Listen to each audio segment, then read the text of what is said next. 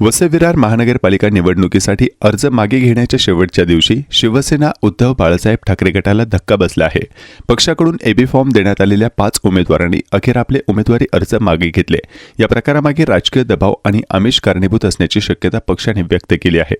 अर्ज मागे घेतलेल्या उमेदवारांमध्ये प्रभाग क्रमांक 19 एसटी आरक्षित येथील आरती वाढान, प्रभाग क्रमांक 13 येथील हरिश्चंद्र पाटील, प्रभाग क्रमांक 13 येथील ऋतुजा चोरघे, प्रभाग क्रमांक 24 येथील श्रीकांत महाकाल आणि प्रभाग क्रमांक 21 येथील मोहन बर्वे यांचा समावेश आहे।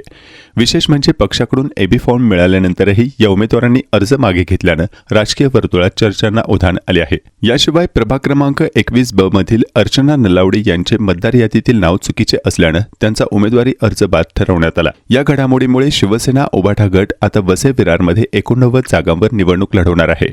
दरम्यान या प्रकरणाची गंभीर दखल घेत पक्ष नेतृत्वाने संबंधित घडामोडींची चौकशी करण्याचे संकेत दिले असून निवडणूक प्रक्रियेत दबाव तंत्राचा वापर झाल्यास त्याविरोधात योग्य ती भूमिका घेतली जाईल असा इशाराही देण्यात आला आहे।